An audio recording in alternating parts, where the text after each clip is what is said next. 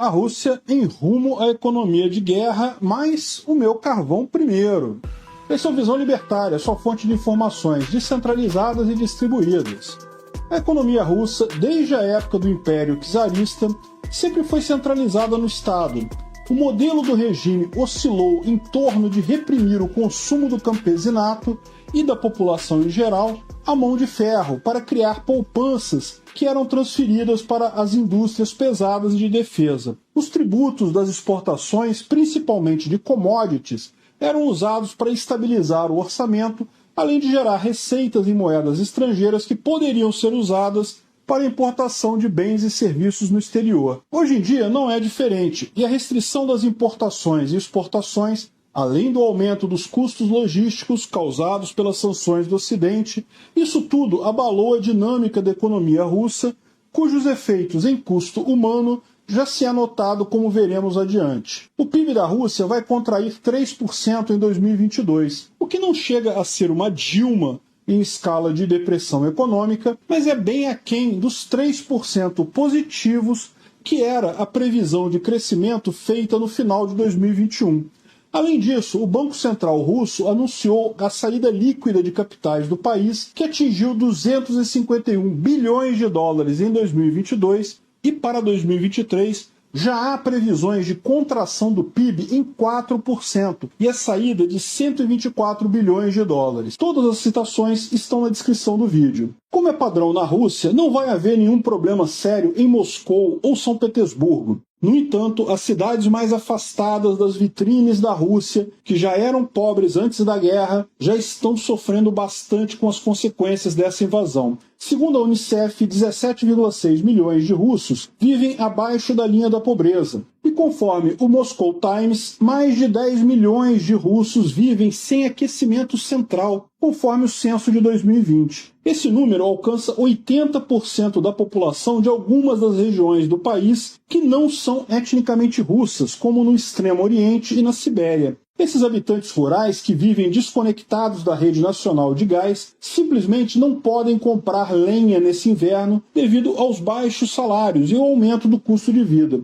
As famílias russas precisam, em média, de 25 mil rublos, que dá 350 dólares, para comprar lenha suficiente para o inverno. E conforme estimativas de ONGs, esse valor equivale a um salário mensal nessas regiões, fazendo a ressalva de que esses dados são de uma reportagem de dezembro de 2022. Isso é, antes de circular a informação da geada anormal que terá a Rússia nesse inverno e de antes do governo decretar alerta laranja no país, que é o penúltimo nível da escala de risco. Ou seja, hoje a procura por lenha e os preços devem estar ainda maiores que os citados, dificultando ainda mais a vida de minorias étnicas no país. Além disso, o valor salarial de 25 mil rublos é a média, e muitos recebem menos que isso, em torno de 14 mil rublos. Isso é, recebem por mês menos do que seria necessário para comprar apenas a lenha para sobreviver ao inverno. Aqueles que não podem comprar madeira para o inverno tendem a depender das ONGs locais, instituições de caridade e até mesmo dos meios de comunicação que arrecadam fundos para comprar lenha para os necessitados. Como não poderia ser diferente, pois todo Estado totalitário se utiliza das necessidades de subsistência da população para obter apoio, o governo passou a fornecer lenha gratuita para aquelas famílias cujos filhos ou pais foram mobilizados para a guerra.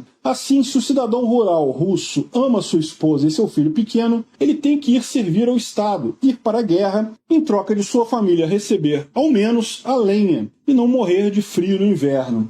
Chega a ser irônico que o Kremlin anunciou que a Europa iria congelar nesse inverno, e são os próprios russos que precisam se sacrificar como carne estatal para que possam salvar suas famílias do frio. Não é exagero afirmar que os russos não passam de carne para o regime, pois basta ver o que o governo gasta centenas de milhões de mísseis para atacar civis na Ucrânia sem valor militar nenhum, enquanto os seus cidadãos vão mal armados, mal treinados, atacar muitas vezes frontalmente a linha de contato com o exército ucraniano. Ainda no assunto do frio, Putin, no dia 31 de março de 2022, assinou o decreto que só venderia gás natural se o pagamento fosse feito em rublos, no intuito de forçar que os países europeus abrissem contas em bancos russos e fizessem o pagamento por via deles. A Polônia, Bulgária e Finlândia prontamente se recusaram e tiveram seu gás cortado. Já a companhia de energia italiana Eni abriu conta no Gazprom Bank, mas os outros países acharam um meio termo em que pagavam em euros para as subsidiárias russas em seus países e elas faziam a conversão para mandar rublos para Moscou.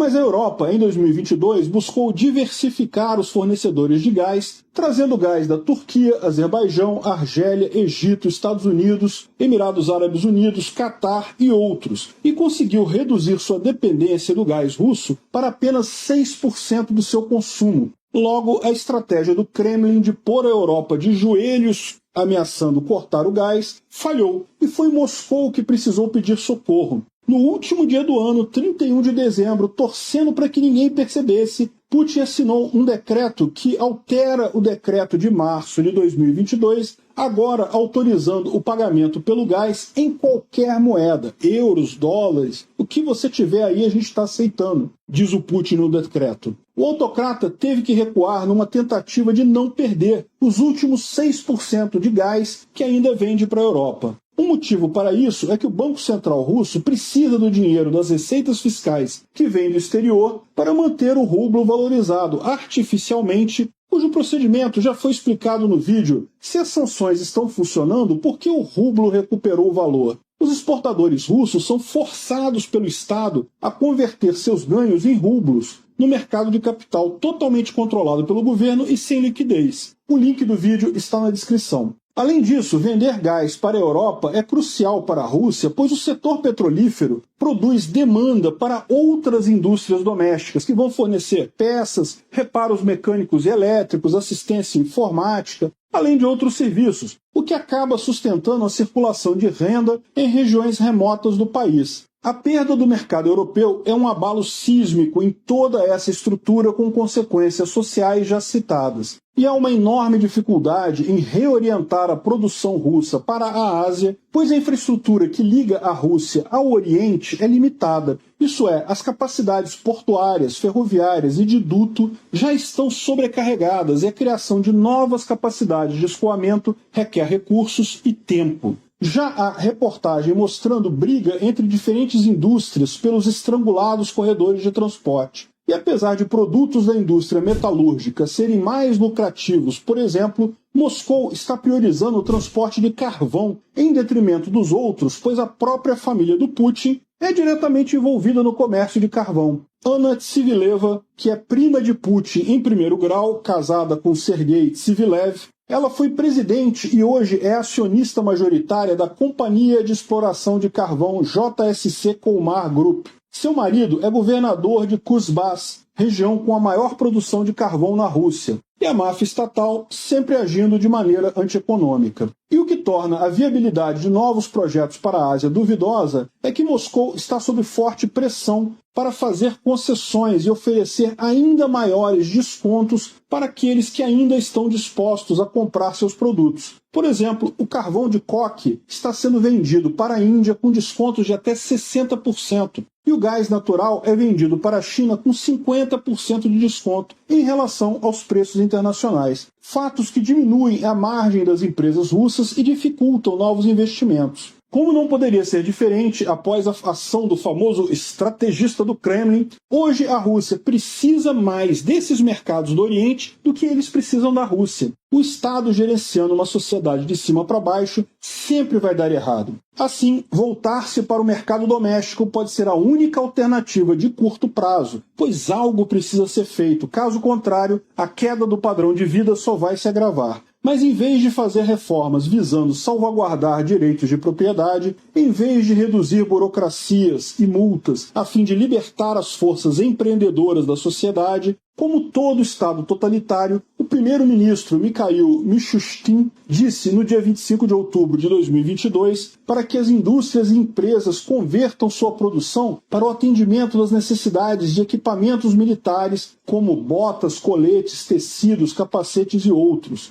Um plano que usaria os gastos de defesa para alimentar a demanda interna e evitar o colapso econômico. Algumas empresas certamente vão mudar sua produção para fabricar algo de uso militar. No entanto, justamente o direcionamento do governo para uma economia de guerra trará incertezas ainda maiores. Muitos investidores locais vão poupar com medo do governo aumentar impostos do dia para a noite, pois a arrecadação interna será cada vez mais exigida pelo Kremlin. Aliado a isso, tem-se os 300 mil homens que já foram mobilizados para a guerra e outros 300 mil que já fugiram do país, fato que diminui a mão de obra com a morte e a fuga dos cérebros, o que aumenta também o risco para iniciar qualquer investimento, seja ele novo, seja de transformação da atual produção para uma de caráter militar. Sem contar que menos 60 mil jovens no país são menos pessoas consumindo, menos pessoas fazendo trocas voluntárias, o que empobrece qualquer país. A política econômica da era Putin sempre escolheu propositalmente por manter indústrias ineficientes da era soviética. Primeiro, para garantir que quantidade significativa de capacidade ociosa estivesse presente, atuando como medida anti-inflacionária,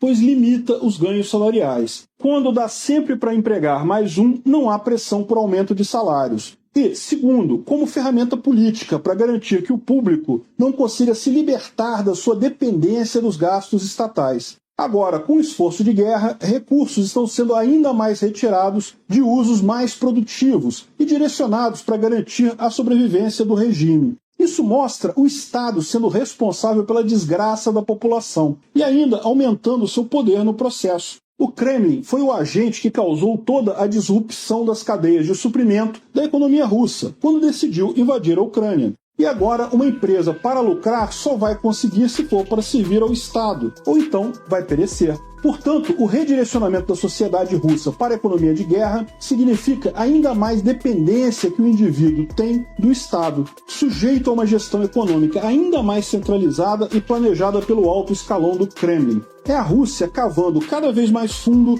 o poço do fascismo econômico. Obrigado por sua audiência. Esse artigo foi sugerido e escrito por Estação Verão, revisado e narrado por Peter Turguniev. Se você gostou desse vídeo, clique no ícone de curtir abaixo e compartilhe o vídeo em sua rede social. Se você deseja ser notificado de outros vídeos, clique em se inscrever e depois no ícone da campainha. Até a próxima!